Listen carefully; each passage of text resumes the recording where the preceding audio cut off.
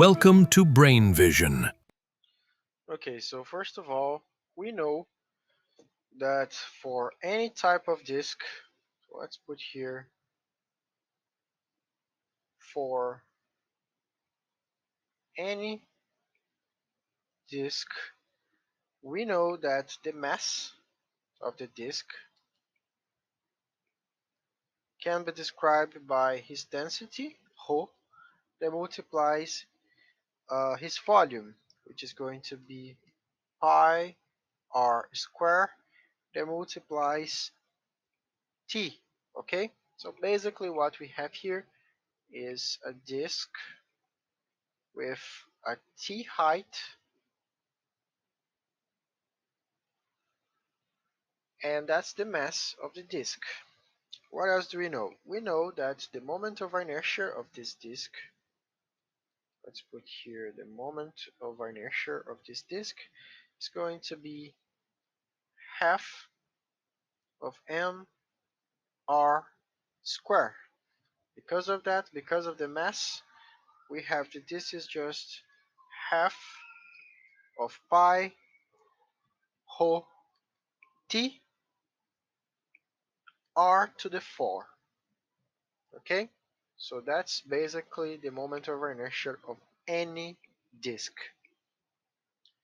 Therefore, if we separate for disk A, so for disk A, we have a moment of inertia that is going to be equal, let me see, half of ρ pi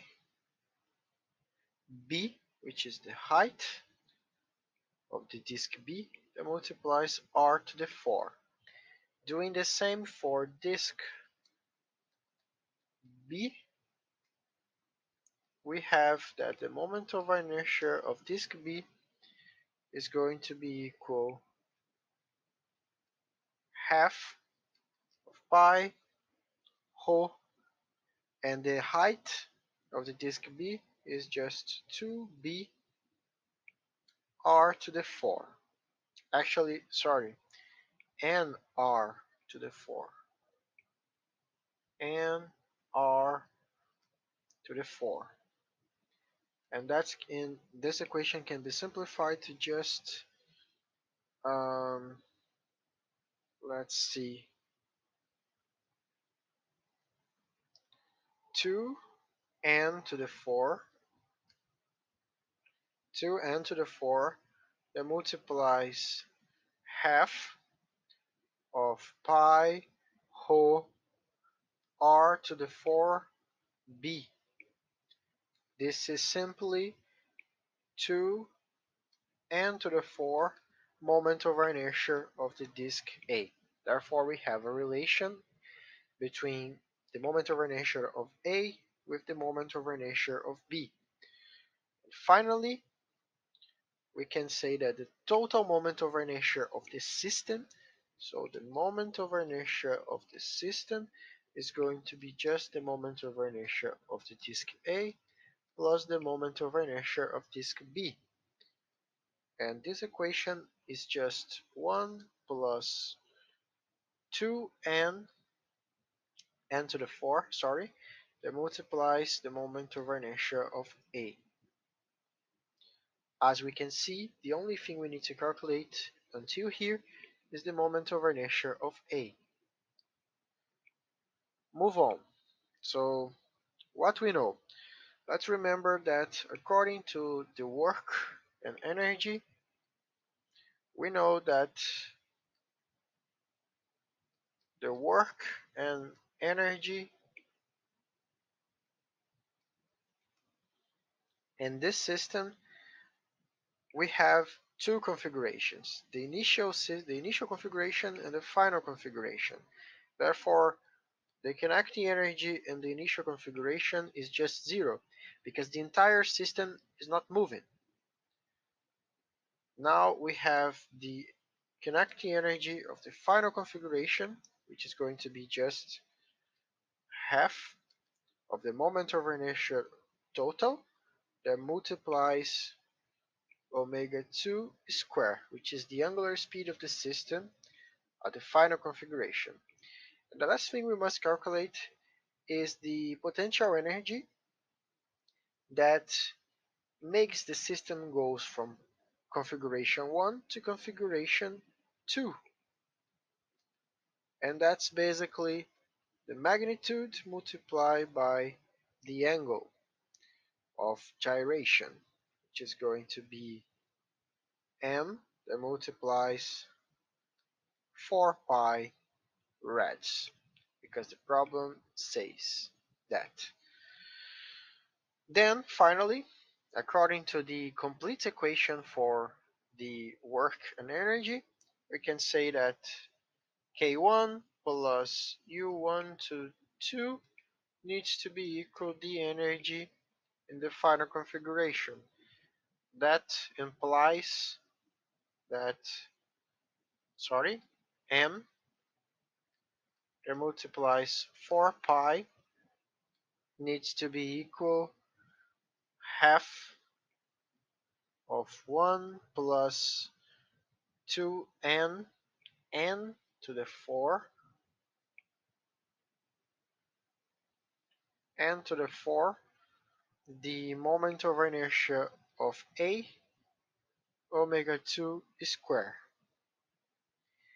And since we want to calculate what is the speed, the linear speed, we first of all we will find the angular speed, and the angular speed in this case, let's put here the angular speed square is going to be equal 8 pi that multiplies the magnitude divided by 1 plus 2 n to the 4 IA, the moment of inertia of A. Okay, what else do we got? We do not have the angular speed. We have the linear speed. That's correct? I believe so. Therefore, we're going to use, let's put here, we're going to use that for point D or ring of the disk B. So imagine that the speed on the point D is equal to nr, which is the radius, omega 2. Therefore, we can say that that's implied that v squared d is going to be equal n2 r2 omega 2 square. Okay? And that also implies that vd square is going to be equal 8 pi m divided by 1 plus 2 n to the 4 that multiplies moment of inertia of A that multiplies n square r square.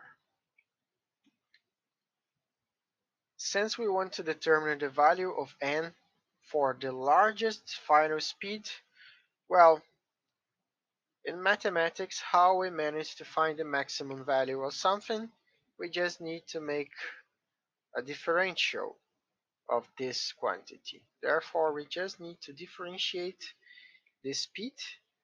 Therefore, this is going to be let's see,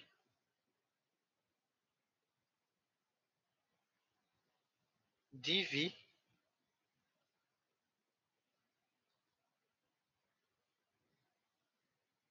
dn, because we want the number of revolutions, not the radius. We are not looking for the radius. This is vd.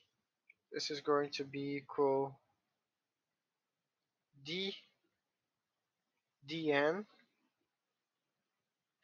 Since all of this is constant, the only thing we have here is just the n squared divided by 1 plus 2n squared. We can neglect the moment of inertia of A, we can neglect the 8pm, the r, the radius. We can neglect all of this because we are just looking for the only part is the function of n. We just want the number of revolutions. So this needs to be equal 0 because this is the mathematical way of discover the maximum or minimum value of something. Therefore, doing the differentiation here, we will find that this is going to be equal, let's put here, this is just 1 plus 2 and 4 and 4 square that multiplies n square 8n cubic minus 1 plus 2 and 4 that multiplies 2n. That needs to be equal 0, and what, as we can see, this inside should be 0. Therefore, we have a simple equation of 8n to the 5 minus 2n minus 4n to the 5, that is equal 0. And simplifying this, we have 2n to the 4 minus 1 equals 0. Therefore, the only number of n revolutions for n, the only number for n is going to be n equals 0, is the trivial solution, or we have n equals half to the power of 0.25. And that's the only two possible solutions for this problem. That's all. Thanks for watching.